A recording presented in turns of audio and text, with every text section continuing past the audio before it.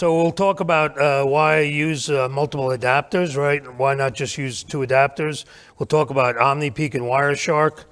We'll talk about how you plan out the captures, talk a little bit about testing with the proper devices, and hopefully I'll do a demo, but with all this unplugging of the cables, I think I lost half my devices here. So that's going to be fun, because it's going to be a reboot if that happens, but maybe I'll have to just talk through it.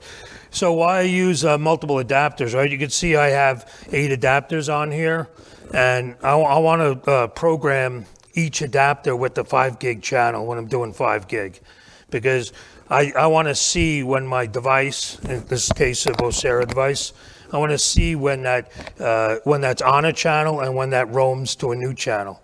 And when I'm walking around the area, I don't really know exactly where that's going to go. I can have a good idea, but if I'm only doing 2 channels, the antennas are going to start scanning, and I'm going to start missing data on other channels that I need, right? So if I have 8 channels, I have them tied down to one channel each on the adapters.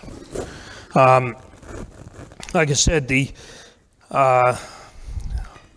so the problem with using like 2 adapters, right? You're going to have your those adapters are going to be scanning multiple channels, and you're going to miss data. And the data I want to see when that badge comes off the one channel, goes to the other channel. I want to see I want to see the probe. I want to see the association. I want to see I want the 4-way handshake. And if you're roaming, you're going to miss. If the channel keeps hopping, you're going to miss all of that.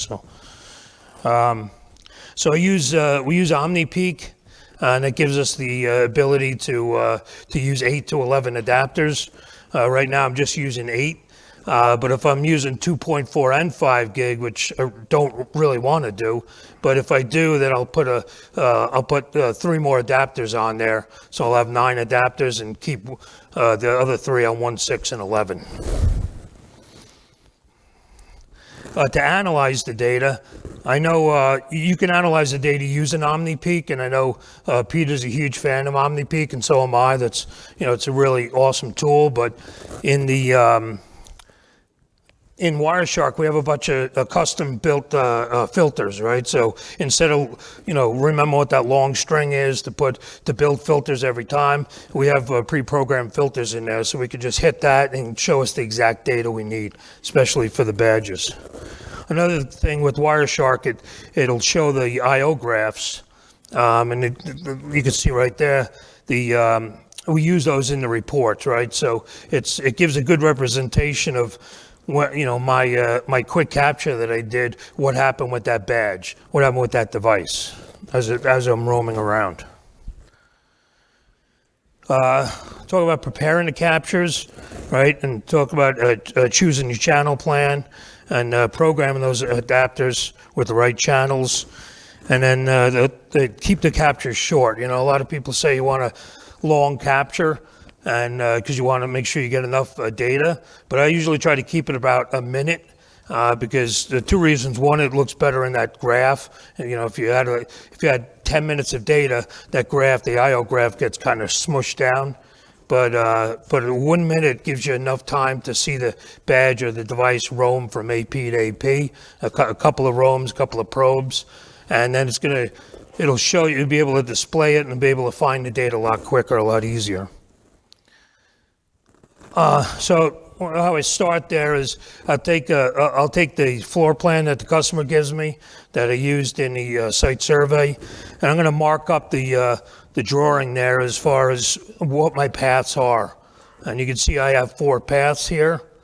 And the reason why I do that is then I can go back later on after I'm looking at the data, analyzing the data, I can find out exactly where I was in that path, right? If I didn't have these paths, I could take long captures walking all over the halls, but I may not know exactly where I am. So I may, I'll take my phone, my iPhone with the airport utility on it, and I'll scan to see what channel's in the area, probably over here and about a quarter of the way in, and I'll find my 4 strongest channels. Then I'll come down about 3/4 of the way down, maybe over here, do another scan, get my other 4 strongest channels, and that'll be my 8 channels that I'm going to put into my into OmniPeak, into the particular antennas over here, the adapters over here actually. And then as I'm doing the capture, if there's any problem, like, say right in the nurse's station here, if I heard choppy audio or whatever, I'm going to highlight that so I know when I go back, I can take a look at it and sort of correlate that with my traces to figure out exactly what went on there. 3 minutes. When I do save the capture packets, I'm going to give it a time frame, a timestamp at the beginning of my this is the nomenclature. I'm going to save the file, right? So I'm going to put the time frame in there so I can correlate that back with my device logs if I have any issues. I'm going to label it the black path, right? Because I got a couple of different paths on this floor, and then where I started and where I ended, right? So here I started in room 121, looped all the way around, and then over here on in the game room there. Test with the proper devices, right? This is obvious, but if you're going to troubleshoot with if you have an issue with the laptop, you want to make sure you use the same laptop, network card, the drivers, and all of that. And then the same thing with Vocera, with the voice clients, right? If you test them with voice clients, you want to make sure you use the one that the customer is using. And in our case, in Vocera, we have 5 different voice clients. So I want to make sure I'm using the exact device that the customer is going to use.